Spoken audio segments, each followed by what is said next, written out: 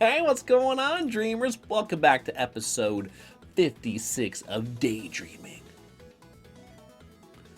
Oh my goodness. All right, good day off yesterday. Well, yeah, what's day off? Day off from streaming, but you guys have seen all my content up until now. If you guys didn't make sure to check out FNG, make sure you did. It's me FNG on almost every platform, so you should be able to find them pretty easily.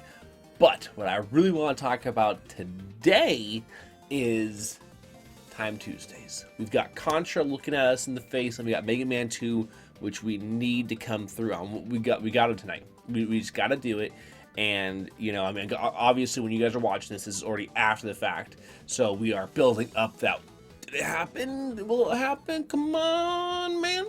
And, yeah, so that's what we're going after.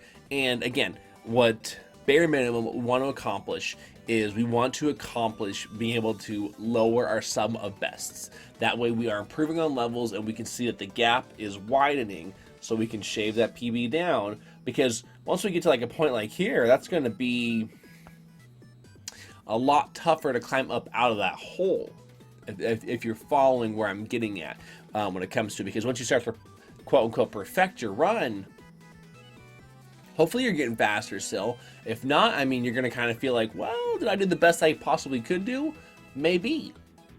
So it's to me, since I'm such an optimist, is I feel that it's really good to have that extra room to grow, right? Just like when we're working out. I didn't plan enough time for today. I got some really good sleep and everything, but I was supposed to also get a leg workout in that's going to be a lot more rehab oriented work for my knees, and yeah, I didn't plan it very well, so I'm going to push that one back to a couple of days from now. You think, oh, just do it the very next day, but now I got to split up my workouts again differently so I can maximize everything, and we'll get to it a little bit.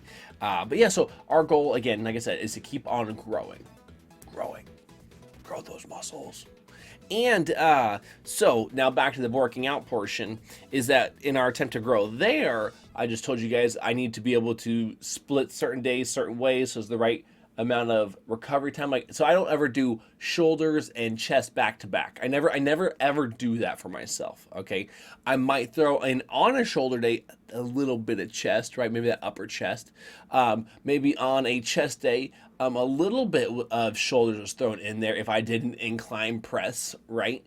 And but never back-to-back days to crush them, because again, we're talking about something that's a smaller muscle group when it comes to your shoulders, right? This is just the front side, let me get the side, let me get the back here, but they really aren't that big when you compare them to all the other muscle groups that we have in our bodies, and they're a lot more susceptible that when the muscles are done doing the work and they come on to the joint or even the rotator cuff itself. I've helped rehab tons and tons and tons of shoulders.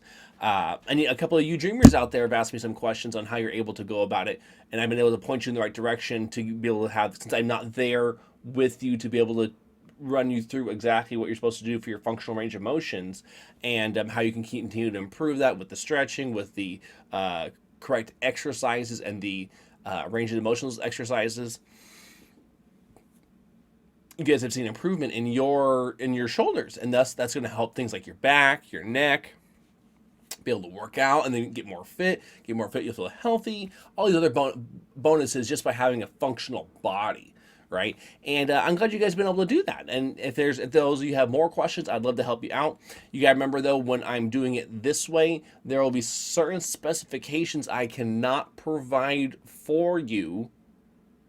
Just certain ones. But what I will do though is make sure to point you in the right direction where you can find that information, and thus you're going to get what you need to get to the next level. And then you can pick my brain on some of that stuff, because I do understand the majority of it, but everyone's different enough that what I can tell you with my words might not be good enough for you to understand it specifically for your body, because everyone's body is just different enough. Even I've had this conversation before with Power Crunch TV, because we're really big health and workout aficionados, and it's all the time. It's as close and similar as we can train because our bodies look similar. Now, Crunch and I don't, but let's say there was some famous person that I felt my body emulated from when they were at a specific age and did this training, and to where I'm getting now versus where they're getting now.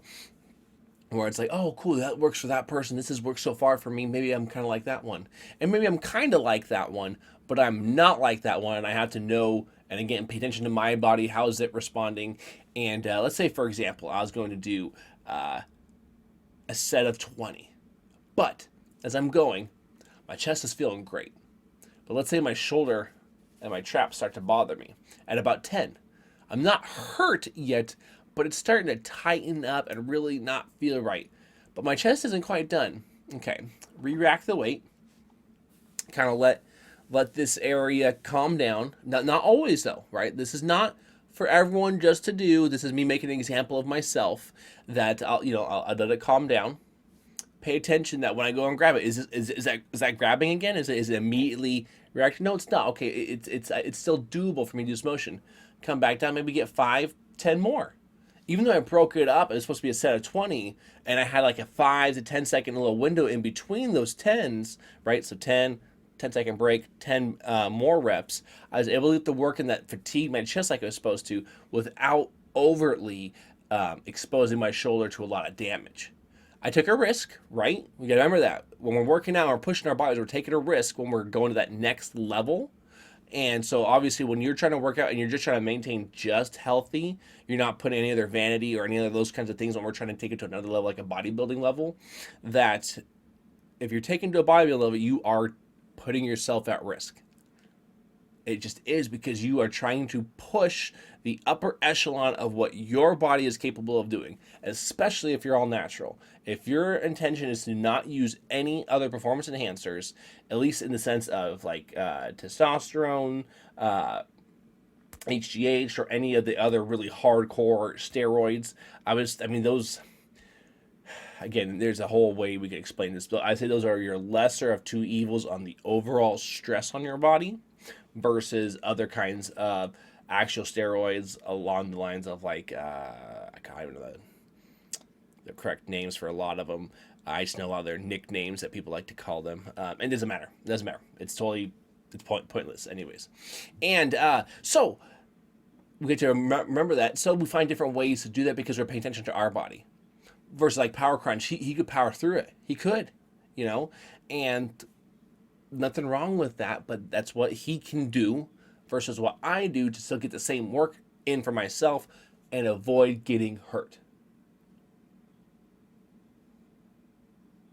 So, again, we want to look at what we're able to accomplish, be it in speedrunning, be it in working out, dreamers. And so I'm always going to be pushing those limits, always going to be optimistic about what we can accomplish. And so therefore, when I go back to the fact that I don't put shoulders and chest back to back, there's a reason why I don't do contra, for 15 hours straight.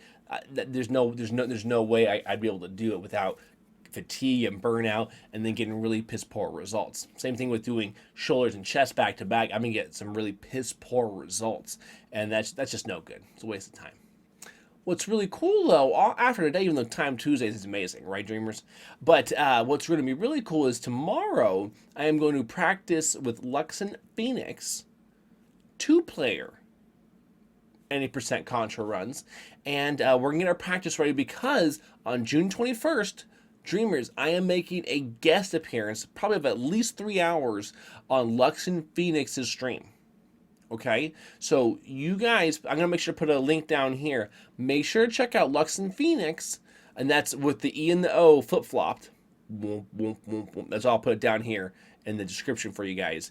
Luxon Phoenix, we're gonna be doing a 2-player speedrun. And our goal, hands down, is to beat at least the time that myself and Terma216 put together. And yeah, hell yeah. You know what, though? And because I mentioned Terma216, I'm actually going to put that episode right here of the speedrun. And thank you for subscribing, dreamers over there. You know what? It's time to dream on, dreamers.